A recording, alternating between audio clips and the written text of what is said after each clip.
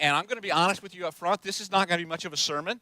I'm going to tell you kind of my story of how I got here today and my calling into ministry. And what my hope is that you will glean something from that. There'll be a piece of this that maybe you can relate to and say, this is maybe what God is doing. Because it's just kind of one of those odd stories, to be honest with you, of my own calling. And I want you to process that, because I really believe that we are all called. I don't think it is just a happenstance, a coincidence that you are here today, whether this is your first time or whether you've been here forever. I believe that each and every one of us, God has a calling. We are uniquely made. We are uniquely wired, and there's something that he has in store for you. It may be something huge. It may be something very small. But there's nothing like keying into your calling and following God in what he's asking of us, because it's the most fulfilling way to live. It may be the hardest way to live, but it is the most fulfilling way to live. And maybe when you hear that, when someone says, you're called and you got to find God's calling in your life, you kind of roll your eyes and think, here we go again, And you get kind of frustrated about all of that. And because it's hard sometimes to hear from God. And in reality, my guess is that I know I do. We all wish that we had one of these. Okay? Picture. There we go. Anybody know what that is? If you know what this is, raise your hand. Oh, look at that. Yeah. Someone shout it out loud. It's a bat phone. And you're thinking, what? I actually took this picture to Jordan this week. I said, Jordan, come here. I want you to see this. And I said, you know what this is? He said, it's a red phone under a cake glass. This is what CGI looked at like in the 60s, okay? We've come a long way. Then I took it to Piper, and she knew right away what it was, This is the bat phone. And this happened, with the real Batman. This is not that weird, dark Batman that you guys are all used to now in these movies, This was back when Batman, the Adam West Batman, where he had Robin as his sidekick with the leotards. It was fantastic. All the kapow and the, all that good stuff. And this was the phone that the commissioner, Gordon, had, that he could call Batman at any time and tell him exactly what he needed. Ring up Batman on the red, lift the cake thing first, and then he'd pick up the phone. and Batman, this is what I need you to do. This is what's happening. This is where I need you to come in and do your thing. Wouldn't it be nice if we had one of those with God? Where you just had God call you up and say, this is what I need you to do. This is what's happening out in the world, and this is where you fit in, and this is where I need you to come alongside. It would be awesome. And maybe some of you are saying, yeah, well, we have prayer, and that's good. But wouldn't it be great just to have a phone that God could call you on and you could get specific instructions on what to do? It'd be nice to hear directly from him, wouldn't it? And maybe something like, teens, that this is the school I want you to attend. This is the person who I want you to marry. This is the job that I want you to have. This is the job I want you to leave. This is what I have planned for your life. It would be great just to hear that. And then from time to time, maybe you're like me, you've heard people say, well, I've heard from God, and this is what I'm going to do. And, I've heard from God, and I'm just going to be honest with you. Whenever I hear that statement, I get very skeptical. And I'm wondering, is God really speaking to you? And I've had a few times in my life, I'm going to talk about 4 or 5 of them today, where I really felt like God was talking to me. It was never audible. Some people say they hear from God audible. I'm not going to doubt that, but for me, that's never how it has happened. So we're going to talk about that a little later. But as I was preparing for this message over the last several weeks, I did a YouVersion Bible plan called Confidence in Calling, and there was this statement that just made me stop.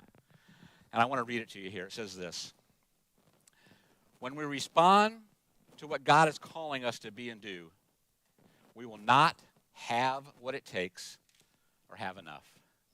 Wow. It will require hard work and facing some fears. It will often feel risky and contested. We will be forced to put our faith in God and enter into his abundance. And this is exactly what my experience has been when it comes to calling. When I look back, and as I was looking at everything that happened for me getting to this point today, that is exactly, I never felt like I had what it takes or I had enough. And it did require hard work and facing some serious fears that I had. So I want to jump into a Bible passage, just a real quick one here. And it's actually the passage in 1 Samuel where we get our child dedication we did a few weeks ago. This is the story that encompasses why we do what we do. Oh, what have I got? I'll be right back.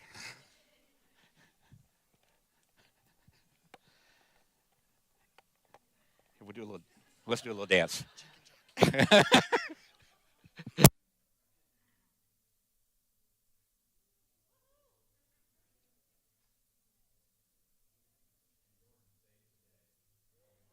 Maybe not.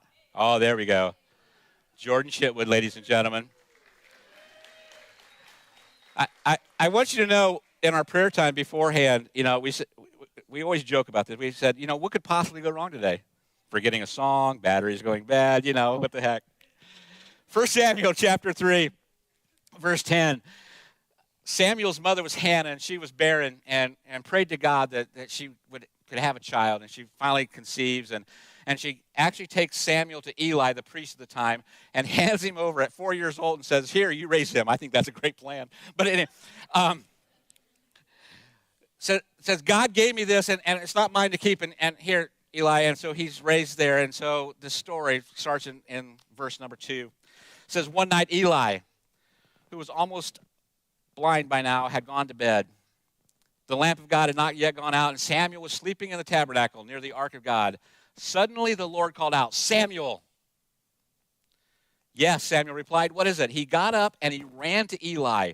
Here I am, did you call me?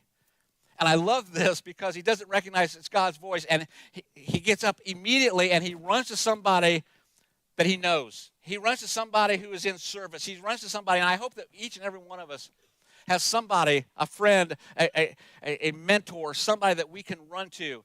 And it's the first thing that Samuel thinks of is, I'm going to run to the person who has been training me, that comes up, has been raising me. And he runs to him as soon as he gets called. Doesn't wait, doesn't kind of hesitate. He runs to him right away. I didn't call you, Eli replied. Go back to bed. So he did. Then the Lord called out again, Samuel. Again, Samuel got up and went to Eli. Here I am. Did you call me? I didn't call you, my son, Eli said. Go back to bed. Samuel did not yet know the Lord because he had never had a message from the Lord before. And this doesn't necessarily mean that he didn't know him as being saved, if you will. It was that he didn't have that deep personal relationship with him as of yet. So the Lord called a third time, and once more Samuel got up and went to Eli. Here I am. Did you call me? And here is Samuel. He's been doing all these kind of religious things. He's been working in the temple. He's been working in the tabernacle. He's been doing everything that Eli has told him to do. He's been serving. Oh my gosh. What could possibly go wrong? And now I got to use a handheld. I got to take this off then.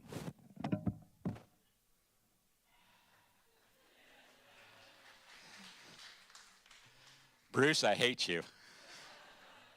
And I told you earlier, I'm going to try to talk nice about you, but you're making it very difficult, okay? Oh, man, what could possibly go wrong? Anyway, where was I? And I was worried about the kids being in here. Okay. He was doing all these religious things, and it reminded me of us. Don't we do a lot of religious things? We do all the things that we think we have to do, and here is Samuel doing all of these things, and because he didn't have that close, intimate relationship, he could not discern God's voice in his life. And God continues to call him. Even though Samuel wasn't getting it, God continues to call him, and he repeats these things. Aren't we glad that God does that? Then Eli realized it was the Lord who was calling the boy. So he said to Samuel, go and lie down again, and if someone calls again, say, speak, Lord, your servant is listening. So Samuel went back to bed. And what his mentor, this friend, these people in our lives can do is they can help us recognize the voice of God. They can help us understand that it is God who is calling, and we have to be ready to listen. And he comes back and he says, here I am, send me. And I think the other thing that's interesting is that God spoke to him in rest while he was sleeping. Because I think often, especially in our culture and our society today, is we are so busy, we are so packed with everything that we are doing, that it's very hard for us to discern God's voice because we've got other things to do. And we have to slow down and be ready to listen. And just like Isaiah, he says, here I am, send me. So the question I get a lot is, so how does a landscaper become a lead pastor? And maybe some of you are sitting outside and said, I've seen the grass out there that's all dead. Maybe you didn't have much of a choice. Thank you, Jordan. I actually was better at one time. Anyway, and there's been all kinds of times in my life that I felt God push me. I felt God pull me. I felt God drag me to a place. And these times, and I just want to walk through some of them that I've heard God speak to me. Again, not in an audible voice, but just something inside of me that I really knew. And I got to start when Barb and I first got married. We had both been married before and blew up our marriages and just hard times. And we got married, and we had this talk on the way in here today. I said, I need to tell them how old our kids were. How old were they when we got married? We couldn't come up with the right answer, so this is close, okay? We think they were 5, 7, 8, 8, and 9. Blended family, 5 kids. What were we thinking? 5, 7, 8, 8, and 9. And we wanted to start this whole thing out right. We knew there was something missing before, and we didn't want to make the same kind of mistakes. And we said, let's start by finding a church, and let's just get grounded and go to church. And so my old youth pastor that in high school was now a lead pastor, a senior pastor somewhere, and I called up one of my good friends that I knew was going there, that we went to youth group together, and I said, hey, we need to find a church. And he said, come on, and we met them, and we were at that church, and it was just great for us, all kinds of stories. I could go down the track there. It was just hilarious because Barb came out of an Episcopal background, was not used to what this hand raising and all this other kind of stuff that we were doing, and so it was just wild. But about 2 years in going to that church, one of the leaders of the church called us up and said, hey, I want to have lunch with you at Pizza Hut. And we said, sure, sounds like a free meal, so let's go to Pizza Hut. And he had an ulterior motive, and he looked at us and he said, hey, we just built this family life center, and we don't really know what we're going to do with it, and it's got a full-size gym on it, and we've heard about this thing called Upward Basketball. We actually went to this training thing, or this conference thing, and we would like you guys to run Upward Basketball. What do you think? And we were young enough that we didn't know you could say no. And so we said, sure, and we said, why not? And so we started the very first Upward Basketball program in the state of Indiana. We started the 9th program in the country. We were church number 9 running Upward Basketball. And it went very, very well. The first concession stand, because we had to do something with our kids while we were running this whole sports thing, is we had a card table out there with a cooler full of soda and candy bars, and we said, you guys just go out there and sell candy bars. That's what you need to do to stay out of our way. And so we just started this thing, and it grew, and it got big, and it was craziness, and it was so much fun, and we just had a blast doing it. And then Upward called us up and said, hey, we're thinking about starting soccer. We need 10 churches to do soccer. Do you want to run soccer? And we said, sure, let's not. Why not? Let's run soccer. A few years after that, they called us up and said, hey, we're looking for 10 churches to start flag football. Would you be interested to do flag football? And we said, why not? We're stupid, and we can't say no. And so we continued to run these programs, and we did this as a volunteer, running basketball that grew to 600 kids, flag football was somewhere in the neighborhood of 200 kids, and soccer was somewhere in the neighborhood of 200 to 300 kids. And we did this for 9 years as volunteers. And it was amazing. And it was exhausting. And it was so much fun. And Barb and I went to Orlando for a conference called Rec Lab. It was all these sports ministers from all over the country. Some of them doing Upward, some of them doing their own thing, and just a recreational conference. And I came out of one of the sessions there, and one of the very first times I really clearly heard God speak to me and said, it's time for you to do this full time. I'm not supposed to get emotional. and I didn't know what to do with that. And so we're walking back, and we're going by one of the pools. I can remember the exact spot we were in, and I looked at Barb, and I said, I don't know what it was, babe, but I just think I heard God tell me that I'm supposed to do this full time. And she said, I heard the same thing. And so we called up our senior pastor at the time, lead pastor, Jeff Getz, and he had become a mentor of mine and loved the guy to death. And I said, hey, we have to meet when we come back. He said, sure, come on, let me know.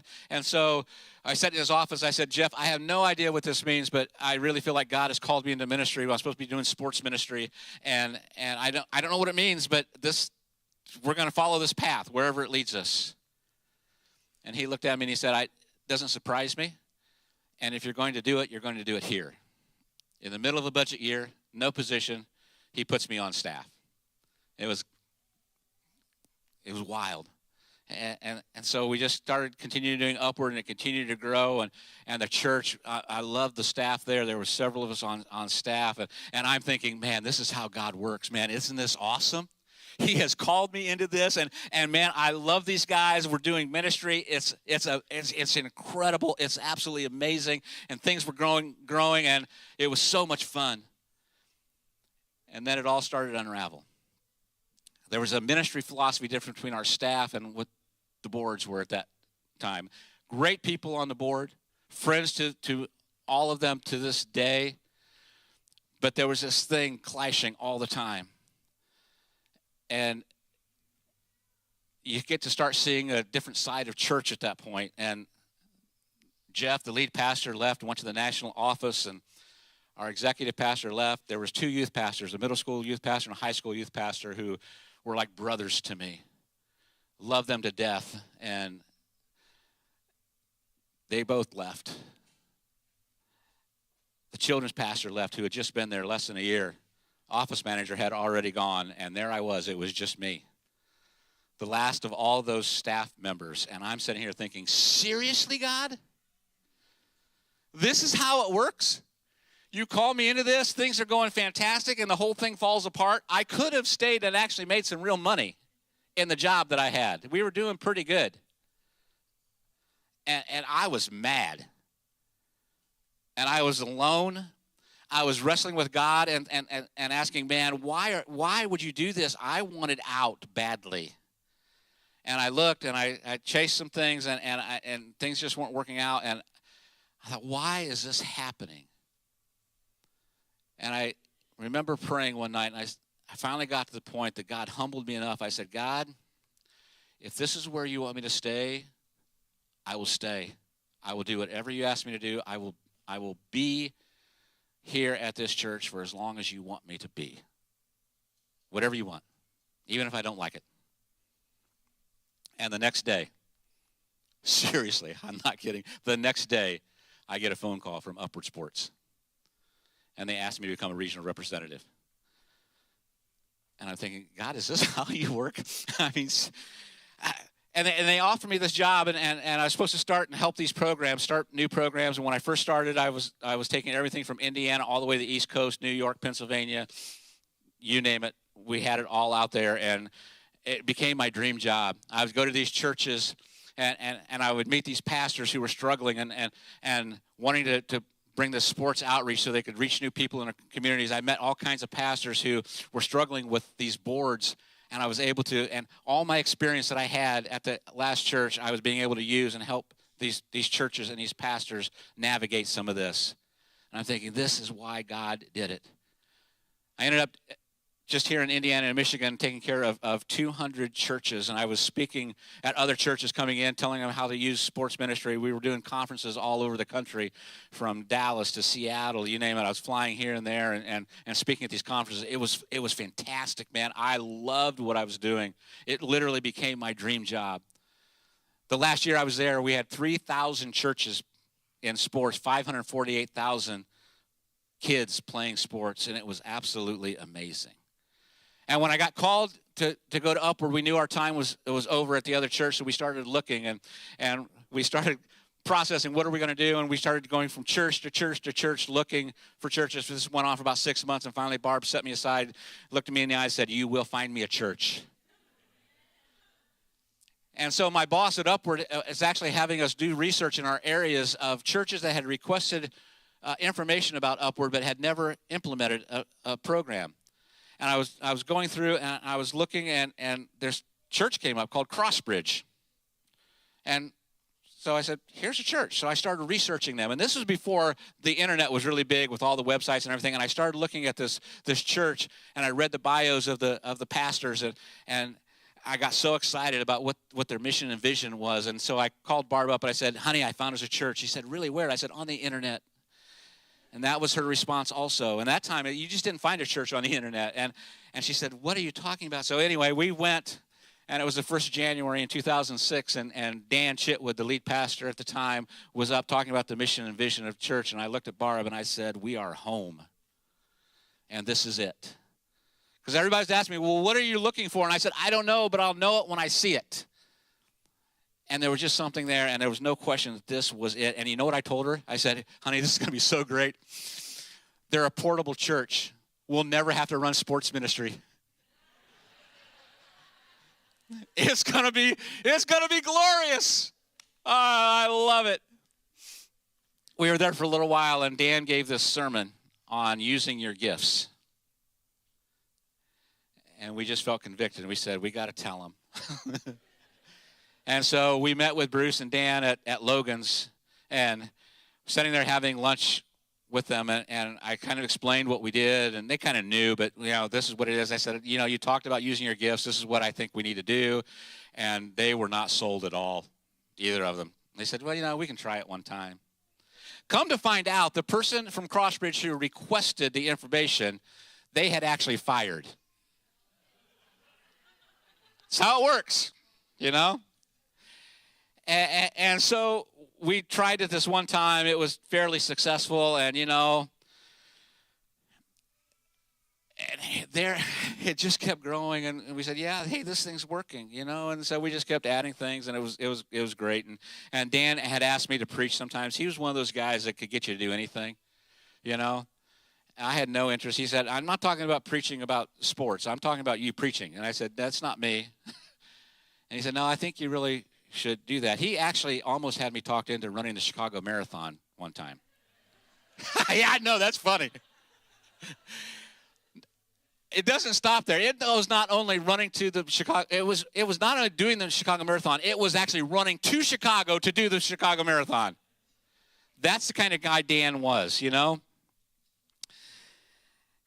So here we are. I'm doing Upward Sports, doing preaching here, and about 6 years in at Upward, things started to go south again, and Upward started hitting a wall. There's 14 of us as regional representatives doing what we were doing, starting churches, helping programs, and we kept telling people that, hey, this thing's not going the direction we want it to go. There's some things we need to change, and they agreed. They changed some things, and they fired all of us. And they just let us go, They treated us great. Severance, you name it. And here I am again thinking, this is my dream job. I thought I was going to retire from this. Seriously, God? Here we are again. Now, this time I wasn't, I knew there was something else because he showed up the last time. It was still just a little bit frustrating. Here we go again. And so we started C3 Sports. And I had actually interviewed at a mega church in Illinois to run their sports ministry.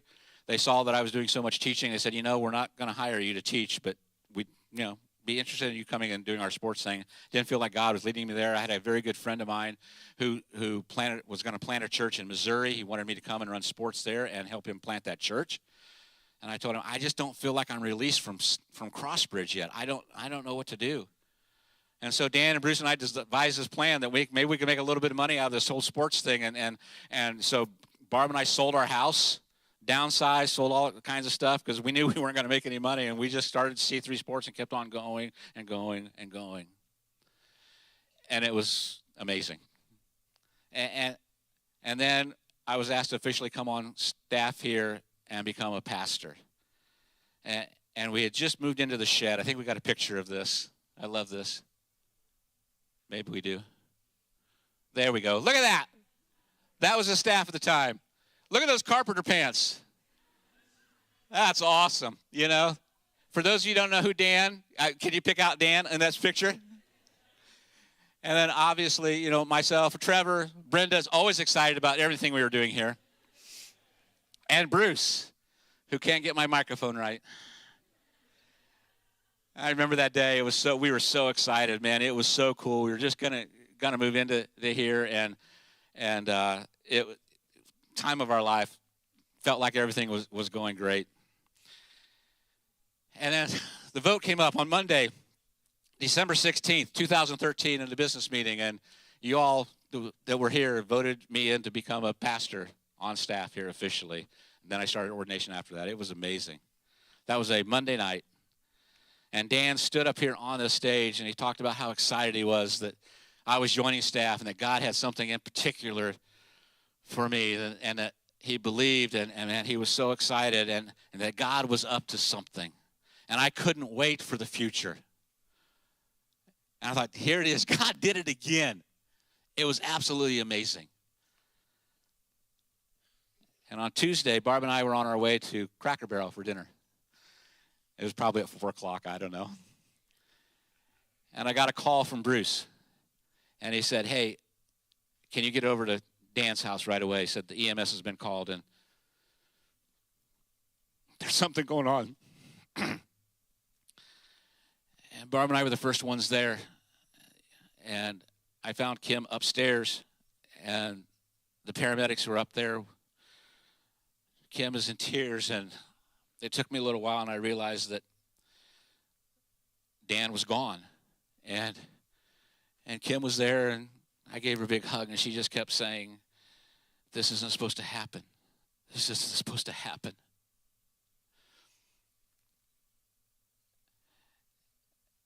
It was just unimaginable. The night before, he stood on the stage and said it was going to happen. Our future was different than what I had planned. So Bruce showed up there, the elders, some of the other staff, and everything was just a blur that night. Jordan was at Pizza Hut working, and I had to go get him. And so I walked in and told his manager, I didn't tell him exactly what happened. I said, I need to take Jordan home. I got Jordan in a car, and I had to tell him that his father was gone, his hero.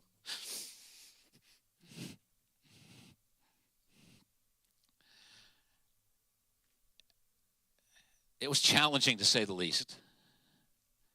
And I had no idea what was going to happen or where it was going to go, and God was so gracious and good there.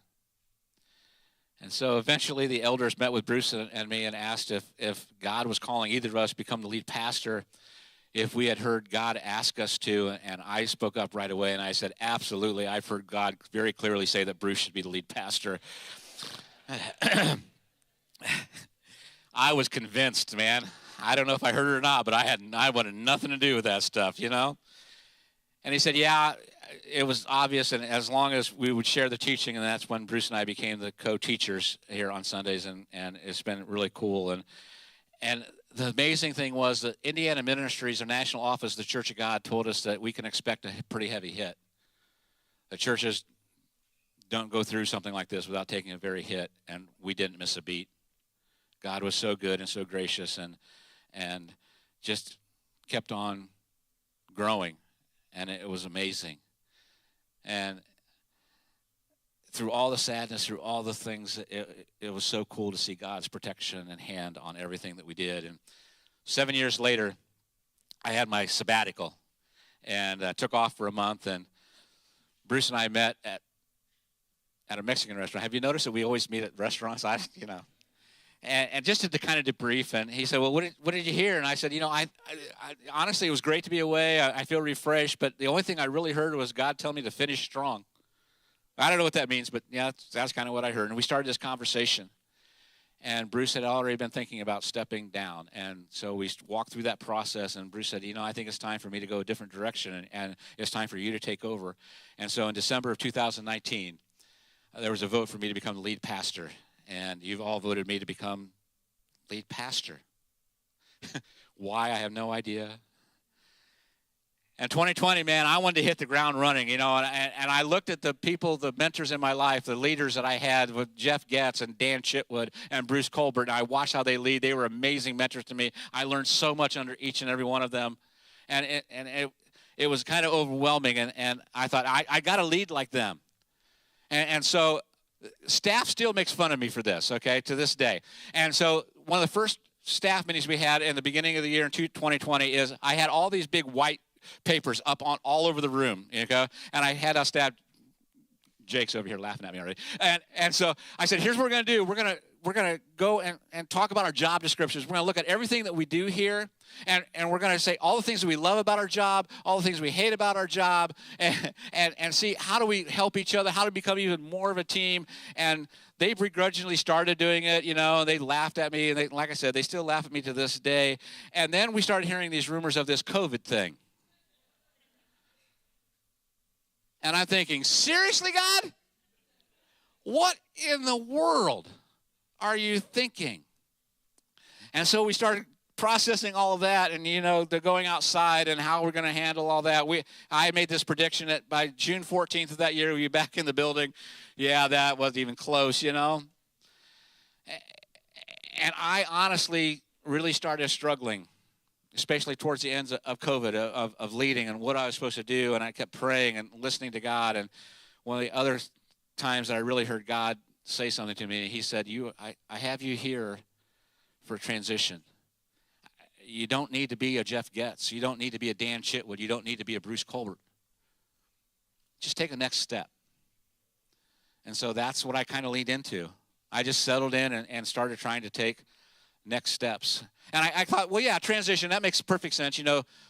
Dan to Bruce, Bruce to me, we'll just continue down this path, and that's what he's probably talking about. And I had no idea that right after COVID, Brenda Hansen, our children's pastor for 20 years, would walk in and say, I think it's time for me to redirect. She wouldn't say retire.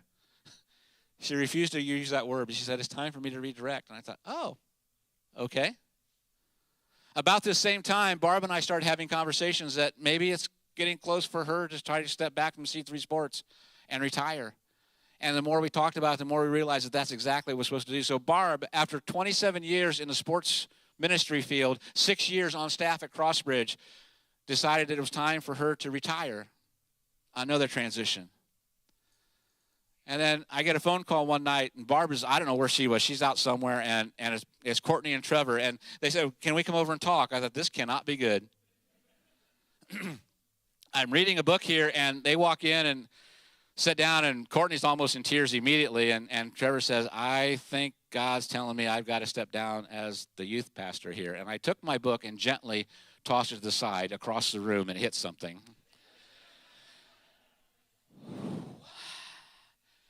And that's when I started understanding about transition, that this is what God had for me. This is why I was here, I think. And we were interviewing for the children's pastor position at that time, and we had this search team.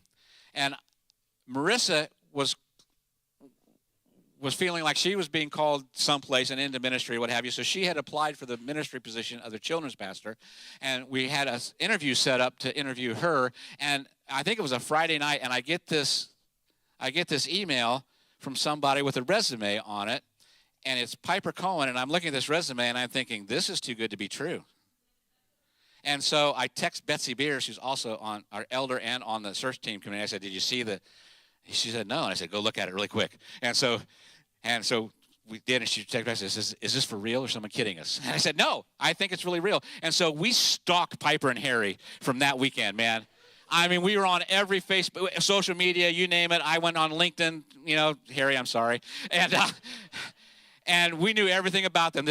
These people from West Virginia, why are they coming to Fort Wayne, And so we got more and more excited, and we were stalking them. And we said, if Piper is half as good as this resume, she's the one, And seriously, Betsy and I, all weekend long, man. And so we knew them better than they knew each other by the end of that whole thing. But I still got this interview with Marissa.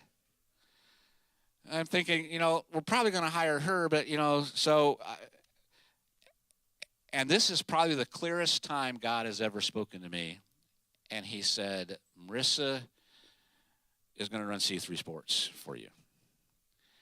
And so I didn't tell anybody this, and I'm interviewing Marissa for the children's pastor job that I have no interest in whatsoever, and I am really asking her questions about C3 Sports. And it was just amazing. And again, only God. All the way through this, I felt very strongly about empowering the next generation. That the next generation is the future of this church. You kids are the future of this church. It's why we strongly believe in youth. We strongly believe in children. This is why we do what we do. And I gave more and more leadership to Jordan, and just in areas of giftedness, and he took over staff development, running staff meetings, and obviously teaching and developing strategy, and it was so much fun to do ministry with him, and it's so exciting. And then another time that God just kind of spoke to me and said, it's time for Jordan to take over, and it's time for you to step down. And so at the end of this year, I am going to step down as the lead pastor. And I'm not going anywhere. I love it here. This is my church. We're going to find some kind of fancy name like associate teaching pastor for me. I just don't have to be responsible for everybody, you know, and I love that. But I know from the bottom of my heart, this is what God has in store for us, and it is so exciting. And you're not going to see a difference. We're going to operate basically the same way we've been operating. Basically, me getting all the glory and Jordan doing all the work, which I have really enjoyed, to be honest with you. It's a good gig if you can get it. It's hard to get, but it's very good. So at the April elder meeting, the elders actually formally interviewed Jordan for the position. And they unanimously voted to have him voted on by the congregation coming up in December. So our December business meeting, you will all be voting on if you come, and voting on whether Jordan gets to take the leadership role of this church. And I'll just be honest with you, I am so excited. I'm a little scared to say how excited I am because you know what happened to the last senior pastor. He said that standing on this stage, but that might have been a foul. You think about what we've been through over the last 12, 13 years. Churches would not survive this. The transitions that have happened. And think about everybody you saw in these pictures. Everybody we've talked about, they're still here. They're still serving. It's an amazing, amazing, amazing thing that God has done here. That's how we got here. And I want to give you a fun fact. This Tuesday, we have our all-day staff meeting here, and we are going to walk through this book called The 6 Working Geniuses. All the team has taken assessments. It's from Patrick Lencioni. Remember the first staff meeting with all the papers on the walls that everybody still makes fun of me about? You know, we're going through job descriptions, what we love and hate about our jobs, and why that is so, and we're going to put it all together. So we finally got there again. Isn't God funny? It is so really cool. Here's what I want to leave you with. We never know what's next. We never know what's next. Okay. And what we have to do is just take the next step and listen. And it's going to be hard, and it's going to be scary. I had no idea what God had in store for me. And had I seen the whole picture, I don't know if I would have taken the next step. I may have taken the chicken way out and not done any of it. But here's what I know getting here today is that only God could write this kind of story.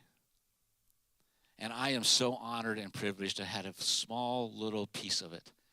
And I can't wait to see what's going to happen next. I can't wait to continue doing whatever it is here that this church needs and watching us grow and watching us reach people for Christ. This team that we have, these elders, the staff has never been more ready for what God has in store for us next. It is amazing. And we thank you because you are part of that. Because you are all called. You are all part of this mission that we are on. I can't wait to see what God is going to do. Would you pray with me? Father God, I am humbled and honored to have been a small part of this and continue to be a part of this. This is your church, God. It is not our church. This is not about individuals. It's not about personalities. This is about you and us following and taking next steps with you. So we are here and we are listening. For everyone sitting here, God, I pray that you will speak. I pray that you'll move them in the direction that you want them to move. I pray that you'll help us to get past our fears and our anxieties and the things that you are calling us to do, and that we would step out boldly into what you would have for us and what you have in store for us. God, our ultimate goal is that you get the glory, that people come to Christ, and that we make a difference in our communities and in our world. That's what we are here for. Thank you for allowing us to be a part of it. It's in the amazing name of Jesus that we pray. Amen.